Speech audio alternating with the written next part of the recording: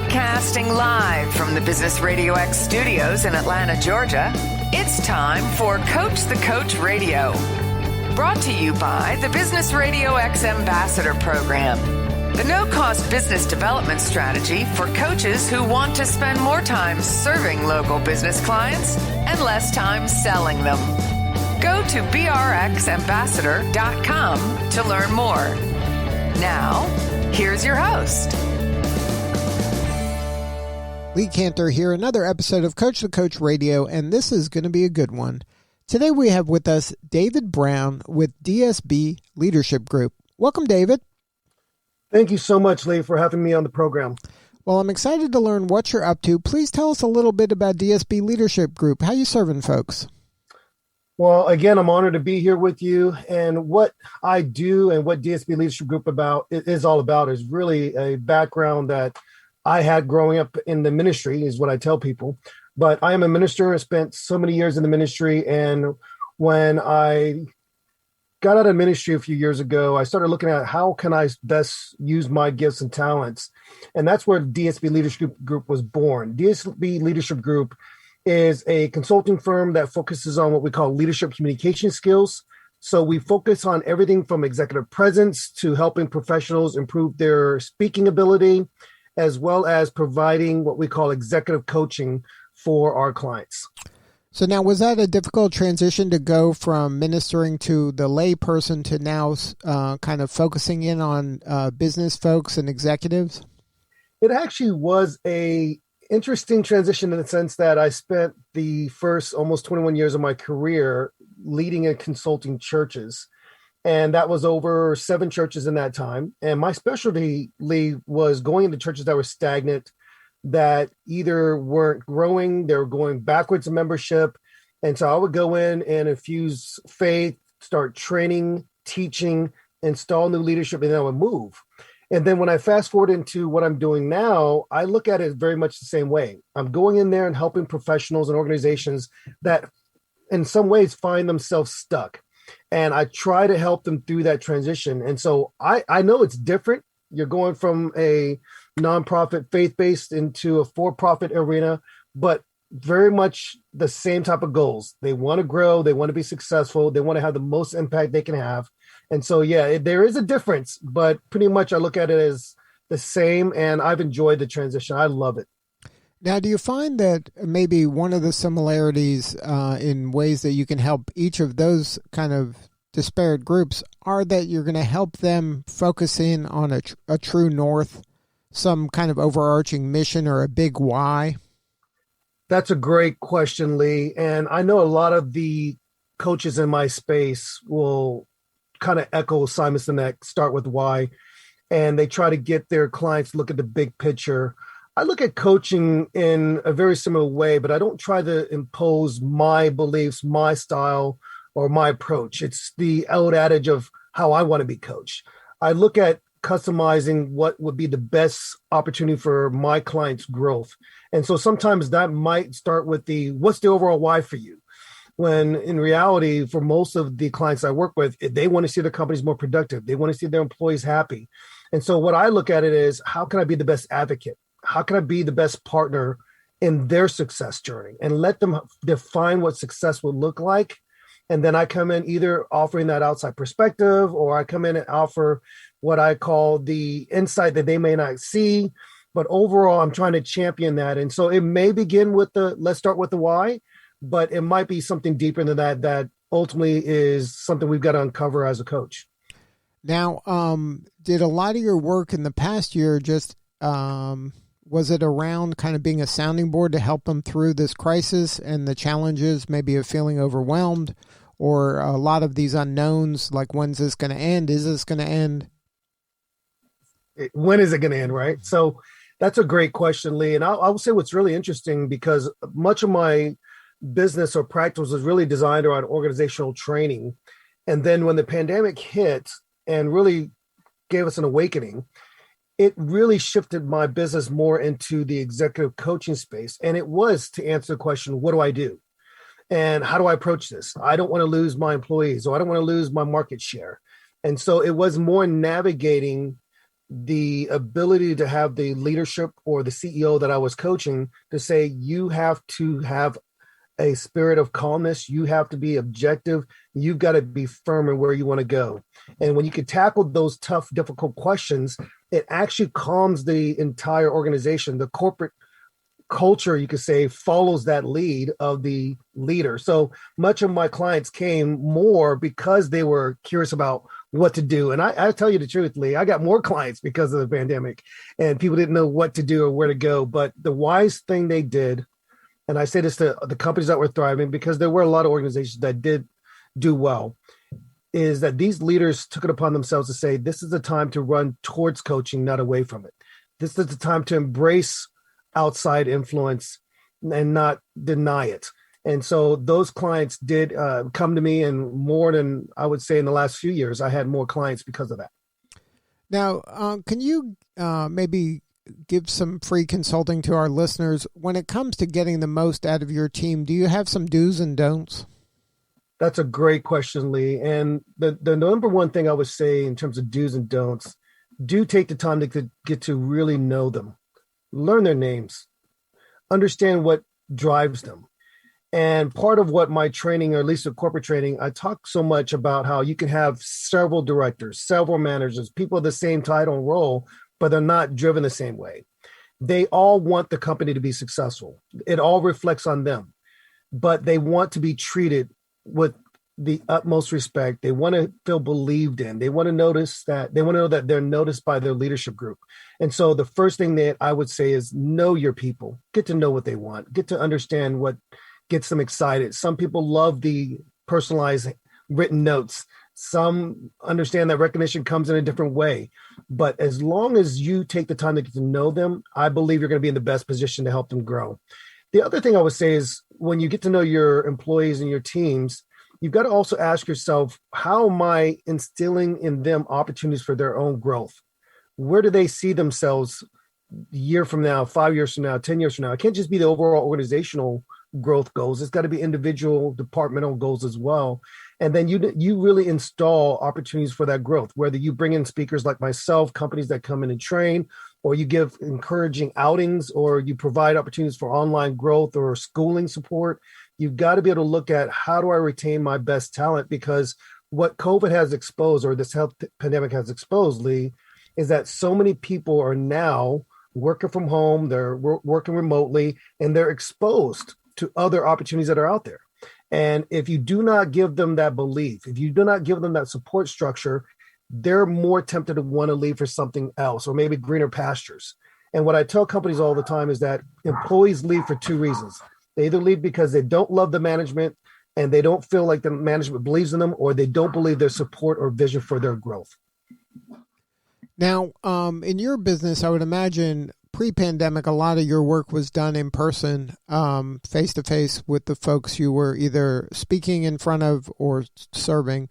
Now that we've kind of are living through this pandemic and a lot of the work is virtual, I would imagine that some of those skills are transferable in terms of speaking, but there is some technique and differences of kind of dealing with people virtually than there are when you're kind of in front of them face-to-face. Do you have any thoughts about that, of how to leverage kind of the virtual aspects that we're getting more and more accustomed to grow your business? Because I would imagine some of that is going to move forward as the pandemic wanes. Lee, I'm going to tell you, that is such a fantastic question. And I love that you brought that up. It tells me about your incredible experience and what you've gathered over the last year or so. And the truth of the matter is that virtual presentations, virtual meetings, they're not going to go away. They're here. And so part of my training and my coaching is helping professionals to maximize their presence online. And so some of that includes learning to look into the camera and not looking down at your notes. It's called making virtual eye contact. It also includes learning to speak with clarity, pronouncing words that might seem difficult, using your body language. You'll be surprised what your face will tell people that are watching you. You have that, what they call resting face. And that resting face can say everything from I'm confident, I'm with you, or it can say, I'm not interested in you. And so while it might seem challenging to feel like you could feed off of your audience when you're speaking and give each other that energy, you can actually manufacture it by learning to use the right, what I call body language, still using your hands, overly exaggerating in the sense of your body language, but learning to pronounce your words clearly and looking into the camera as if you're engaging someone eye to eye. So those would be some of the things that I would say. And the other thing I would do is this, Lee.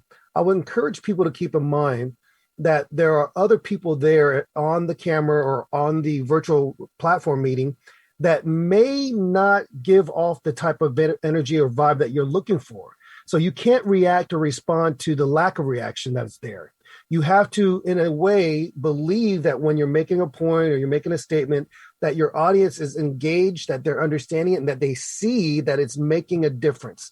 And if you could do that, that'll keep your energy going, that'll keep you excited, and it'll keep you engaged. So yes, don't get what we call Zoom fatigued. You can stay engaged as long as you understand the use of body language, you understand the use of your own vocabulary and the power of your words, and you make the type of eye contact into the camera. It can work. And so I do believe it's not going away, Lee. It's here to stay, but we can use it in a way that I think can still engage the right audiences and still have the right results, whether you're looking for that big deal or you're trying to close the next contract. It will not go away. Now, on the clients you're dealing with and maybe prospective clients that are out there, are there any kind of signs that they need somebody from DSB Leadership Group to have a conversation with? Are there symptoms? Are there some behaviors that maybe the organization is going through? Or there's some issues that maybe a leader is dealing with where DSB is kind of the right call to make? That's a great question. I appreciate you asking. Before I go into what these executives might potentially ask themselves, I might give you a little bit of insight with perhaps one of my elevator pitches. When I'm in some of these meetings, and depending on the audience, and you always have to really make your elevator pitch fit the audience you're speaking with. But I typically share some facet of what I'm about to share with you now, and that is that the world's greatest athletes, the world's greatest performers, all utilize coaching to get a winning edge. We here at DSB Leadership Group help provide that winning edge for you. Could you use a win? And so oftentimes these CEOs or these business owners will ask themselves, what else could I do? I feel stuck. Or could I use a coach to enhance my brand or help me to become a more effective leader? Is there something I might be missing? Because that's the great value of coaches. The number one golfer in the world, the number one tennis player in the world, the number one violinist in the world, they all use outside perspective because they might be missing something. They actually might be more naturally gravitated towards their own comfort zone. And so they need someone to be able to pull that out. They need someone to be able to bounce that off of. And so what I've found is that in the last year, more and more of these leaders have asked themselves that question: can I get more of an edge at this time? Or what more can I do if I'm feeling stuck? The other thing that I would share, Lee, is that I would ask the question simply of your best employees. Are you retaining your talent? Are you retaining your best employees? And if they're losing employees or if the turnover ratio is high, I'm able to help them understand that if they invest in themselves, then they can invest in their employees. It's the old adage of, if you're in the plane and the oxygen masks start to fall, put it on yourself first. You're no good to those around you that are depending on you unless you're able to get yourself the type of oxygen, the fuel, the incredible leadership vision that you need for yourself. Now, do you find that leadership is something that can be trained, that you could kind of train pretty much anybody to be a leader, or do you think it's something that you're born with? I love that. Leadership to me, while there may be some inherent traits, maybe because of the environment that you are raised in, I believe it's something that you have to grow in yourself. You have to learn. You have to go after it. I don't believe without a doubt that there are people who are quote unquote born. Now, there'll be natural traits. There might be personality aspects of it, but you have to grow. And even for me as a coach, I get coached. I have a public speaking coach. I have a business coach. I have different type of influences in my life because I want to grow. And the last thing I would say, Lee, is that you have to be coachable. You have to have an aptitude for wanting to learn what it would take to become a more effective and productive leader. And if you don't have that, I would say that you're going to see your leadership or lack of leadership impact the people around you. And that's something you don't want. So it is something you have to grow in. I don't believe it's necessarily something you're born with. That's just my personal opinion and what I've seen in my life. Now, before we wrap, I'd like you to share a piece of advice for a new coach that may be transitioning like you did from one arena to coaching. Do you have any kind of suggestions on how to make that transition a little less painful? Yes, I would share that. Don't make the mistakes I made when I first started. Here's the deal. If you come in assuming you know everything, you're not going to be an effective coach. If you don't grow in your own listening skills, you're not going to be an effective coach. Come in humble, come in hungry. Don't come in with the spirit of arrogance that you have all the answers. Dare I say, who could coach Roger Federer? Who could coach, Tiger Woods? You have to come in with the ability to say, I can help you improve by this percentage, by this much. I mean, even Usain Bolt, in order to become the best sprinter, the best runner that's ever lived on the planet, had coaching to help them to slow down, in a sense, to speed up. So if you're coming in this field, you've never been a coach before, lean on your experiences. Lean on what you've learned, what you've seen, what you've done. Lean on getting someone in your own life to coach you and learn from that. And then third, stay humble. Don't come across as if you've got all the answers, but provide that value, that missing piece your client might need by seeing what they may not see, and then hold them accountable to the goal that they say they wanted in the very beginning of your relationship. So that would be my thought. And if they ever want to ask me what I did, how I messed it up, I would completely divulge that information because it's helped me to become more aware of who I am, more in touch with my own flaws. And I believe that our clients love that. They want to know that we make mistakes. They want to know that we don't have all the answers under the sun. And they want to know that we're a partner and we expect them to stay vulnerable with us and stay open to us influencing them to be their very best. Now, it's funny you mentioned the word or the ability to listen as kind of a key component to this. And I find it funny that, we're taught to read and write, but we're not taught to listen. And listening is the secret sauce, I think, behind a lot of this work. I agree with you, Lee. My mother used to always say, the Lord gave us 2 ears and 1 mouth. And she said, if you're not listening twice as much as you're speaking, you're doing a terrible job as a leader. And I think as a parent and even as a coach, you have to be willing to listen and ask the questions that need to be asked, especially when you're listening and there's nothing there. Now, if you don't mind me adding this, Lee, I interviewed for my podcast an air traffic controller, and she mentioned how she had to listen for the silence. I was interested right away. It piqued my curiosity. And I said, what do you mean by listening for the silence? She said, when you listen and there's no feedback, you have to be able to understand that there might be a pilot that is nervous. He or she are panicking, or they don't know what they're doing. And so when you listen for the feedback, it gives you the understanding that they grasp what your direction is. They know what the plan is or the next step is, or you have to talk them through their own thought processes and get them to a position where they understand that their goal is to bring that plane and all its passengers down safely. So you've got to be able to listen and listen even when there's silence. Good stuff. Well, David, thank you so much for sharing your story today. You're doing important work and we appreciate you.